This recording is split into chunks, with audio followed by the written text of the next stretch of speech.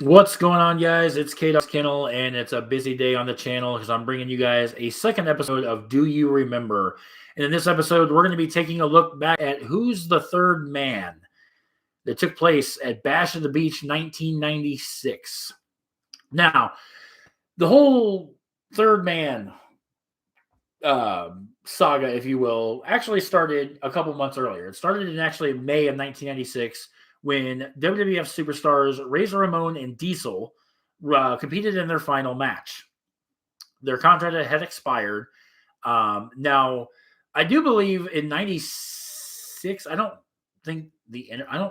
recall offhand if there was internet in '96, but a lot of people, nowadays you can look on online if like a wrestler gets released or if they're going to be debuting for a new company. Well, at the time, that really wasn't a major, like a big option in '96. So it's like when this eventually would happen, it was May 24th, May 27th, something like that, on an episode of Nitro during a match. The camera picks up a guy in blue jeans and a blue denim vest walking through the crowd, and he hops over the barricade, and he's like, basically, give me a microphone. And if you were a fan, you knew him as Razor Ramon. Obviously Razor Ramon, real name Scott Hall, grabs the microphone, and he looking back at this, I smile because it's like this was such an amazing promo. Where the first things he says the "Hey yo," which again fueling the speculation that Razor Ramon is in a WCW ring. What the hell is going on? And then he delivers the infamous "You know who I am, but you don't know why I'm here." And then that would go into his "You Want a War" promo, where basically he demands that Billionaire Ted, aka Ted Turner, who was the guy that ran WCW, and basically saying he wants him to get 3 of WCW's best superstars and face him and 2 other men. So basically a 6-man tag. This is what Scott's talking about. This is what Razor Ramon's talking about. Okay. So eventually the next week, Scott Hall comes out again by himself. And he ends up getting confronted by Sting. And Sting, he's basically like, this is WCW. This is where the big boys play, blah, blah, blah, blah, blah. And, it ends up, Scott Hall says he's got a big surprise for Sting. The following week, this would be like June 10th or something around that date. Scott Hall comes out to the broadcast table where Eric Bischoff, who is the on-screen president for WCW, and he was also the lead commentator back in that time. And basically, he kind of comes out and starts bullying Bischoff a little bit. And Bischoff calls him out. He's like, where's your big surprise? Where's, and he, the whole time Scott Hall's like, doing one of these numbers. And the camera pans back, and behind Eric Bischoff is Diesel, a.k.a. Kevin Nash. Hall and Nash are now using their real names. And again, looking, in hindsight, it's like you're not sure as you're watching this in 1996. Okay, Razor Ramon just jumped ship. Diesel just jumped ship. What is going on here? So there's 2 of the 3. So we now go week in, week out. The Hall and Nash now being dubbed the Outsiders because they're coming from another company. And essentially week in, week out, they're making it seem like Hall and Nash are invading WCW. And again, Hall wants, 3 of WCW's best. So there's a third guy in here somewhere. And then that's kind of been that goes into the question of who's the third man? Who else is coming from WWE to get in on this? All right. So they go into a I think it's was it the Great American Bash? Yeah, it was Great American Bash. That was the pay-per-view before Bash of the Beach. And Bischoff basically accepts this challenge. They bring out, or I'm sorry, he brings out Hall and Nash to the stage and basically says, you've got your match. It's going to take place at Bash at the Beach on July 7th, 1996. So Bischoff at the Great American Bash confronts him. And he says, are you guys working with the WWF? Which both Hall and Nash, no. Which legitimately they weren't. Their contract expired in mid-May. So then they had signed with WCW. So they're, even though the fans think it's an invasion type angle, Hall and Nash are legit signed to the company. So with that, Hall and Nash start like, well, who's the guys? Who's the three guys? Who are we going to fight at Bash at the Beach?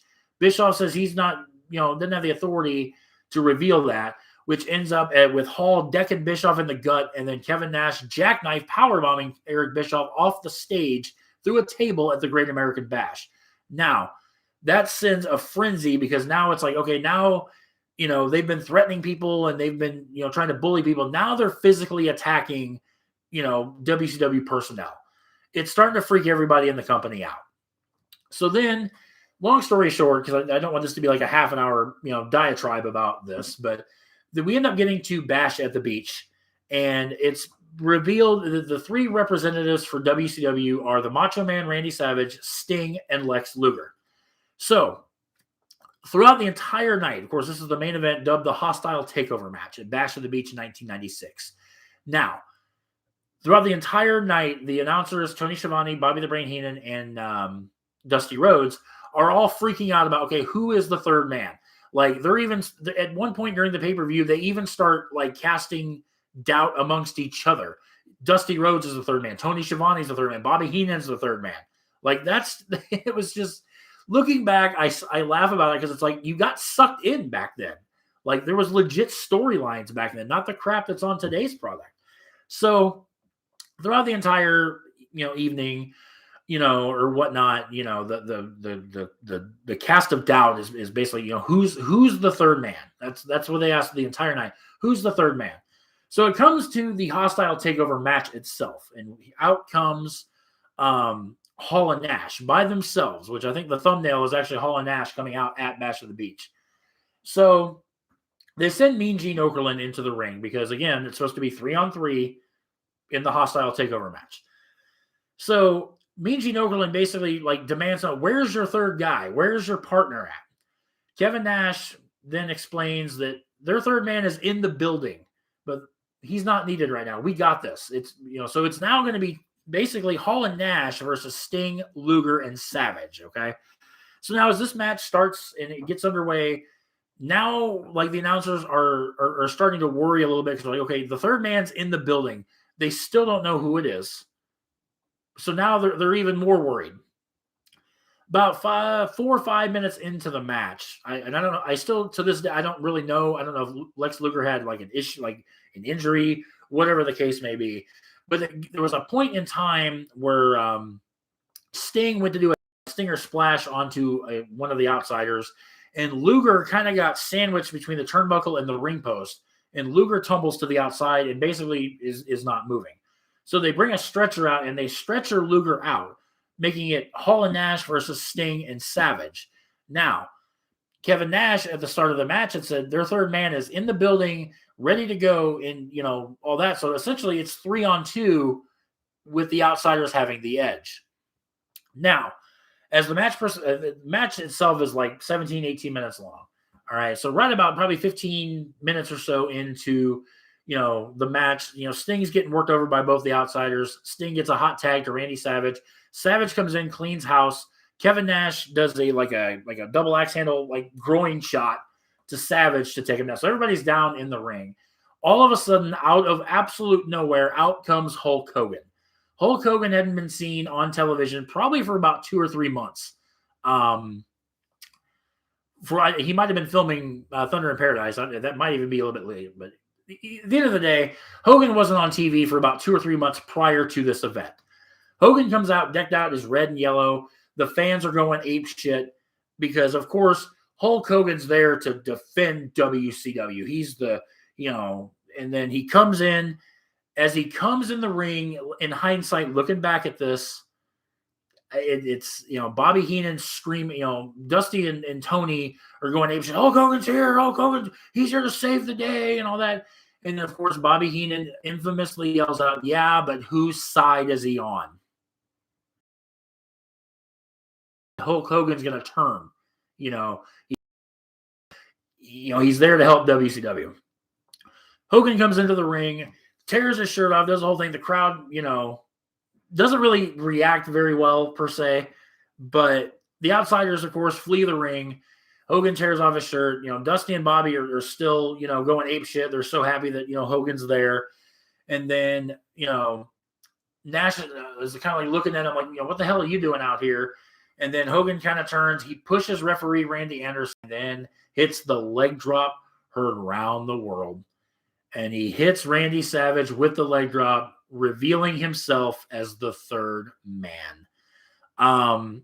Of course, at this particular, Dusty Rhodes, Tony Schiavone are now beside themselves. Hogan stabbed WCW in the back. I think Dusty Rhodes even yells out, "Oh my God, he's the third man!" And it ends up being, Hogan ends up dropping 2 more leg drops on Randy Savage, cementing his heel turn. He actually covers Randy Savage, which Scott Hall counts the 1, 2, 3. The hostile takeover match officially ends in a no contest. And then the promo, the formation of the New World Order, the NWO, was so legendary. Fans are throwing and pelting the ring with garbage, debris, whatever they can get their hands on, and throwing it in the ring. Of course, Mean Gene Okerlund, who, Hulk Hogan's one of Hogan's closest buddies, interviews Hogan after the turn, and Hogan solidifies his heel turn by saying, the first thing you need to do is get these people to shut up if you want to hear what I have to say. And fans again throwing debris, garbage, what have you, in the ring. It's at the time it was so shocking because nobody had ever seen Hogan. Hulk Hogan was a heel in the early 80s in AWA, and when he came to WWE, he was a good guy, and he stayed a good guy from 82, 83 all the way to 96. And so yeah, Hall now they're posing, they're mimicking Hogan's poses, the hand in the ear, the flexing and all that stuff. And Hulk Hogan basically says that he for the last 2 years, because he signed with WCW in '94, for the last 2 years he's done everything by the book. He's done everything, and the reception that he got when he walked out, in the entryway from the fans, he basically told the fans to stick it. And he said, basically, fuck the fans. He didn't give a shit about them. He referenced the WWE. He had said, he came from a monster organization up north, referring to WWE. And he basically said that this man Hall, Gene Okerlund would say, you want to, I've been there, you want to align yourself with this man Hall, this man Nash. And then Hogan basically says, these are the guys I want as my friends. And then that's when he coined the infamous formation. He said that you can call this the New World Order of professional wrestling, and that they were going to run roughshod all over WCW. And for about 1.5 years, 2 years, that's exactly what the NWO did. The hottest thing in wrestling in 1996 was the NWO. And then I thought it got kind of stupid and hazy toward the end when it split from NWO Hollywood to the NWO Wolfpack. Sting and Luger would end up joining the NWO Wolfpack in 99. Or I'm sorry, 98 rather, not 99. But yeah. So yeah, that was like a monumental turn in pro wrestling. Was the reveal of the third man. The NWO would grow so freaking much. Like, it ended up being almost comical at one point. They had so many men, joining. Even Eric Bischoff by the end of '96 had joined the NWO. Like, he was the NWO spokesperson. So WCW's on-air president, on-air authority figure, now working for the enemy camp per se, being the NWO. And Bischoff would ultimately become Hogan's right-hand man. So yeah, it's just one of those. It's an infamous moment in pro wrestling history. It'll live forever and ever. Nothing will ever take it away. It's one of the most shocking moments in pro wrestling history. They've said numerous times, if it wasn't going to be Hogan to be the third man, it was going to be Sting. The only 2 guys it could have been, Hogan or Sting, because Hogan hadn't been on TV for months. Hogan really had no direction per se, and Sting is the flagship of WCW. Like, that, Sting was their number one guy. Sting and Hogan at that time were 1 and 1A. But Hogan was all for it. Hogan was like, yeah, let's roll with it. I've heard rumors that they reached out to Bret Hart to be the third man, but Bret had no interest in it, in being the third guy to form the NWO with. And like I said, if it wasn't Hogan, it was going to be Sting, and Hogan jumped on it. Hogan had creative control, which basically he decided what he did. So when they pitched, I think Scott Hall pitched the idea of having Hulk Hogan be the third man, and Hogan jumped on it. Hogan ran with it. So there we go, guys. Second episode of Do You Remember? Let me know your thoughts in the comments about the reveal of the third man. Were you as shocked as I was in 1996 that it was Hulk Hogan? Do you agree that Sting could have been the only other alternative to the third man had they not gone with Hulk Hogan? So, anywho, guys, I am going to hop off of here. Hope you guys enjoy these. I actually love, reminiscing about the good old days of wrestling. Not so much a fan of the current product, but I love the older, 80s, mid to late 80s, early 90s, mid 90s type storylines. I thought they were just executed so much better back then. So, but like I said, let me know. And also, guys, please give me some of your thoughts. What do you guys want to see on Do You Remember? Give me some ideas of what to feature on the show, because I'd love to hear your input. Love to hear your opinions. I'm always open to ideas. So that being said, guys, thank you so much for watching, and I will catch you guys in the next episode. Take care.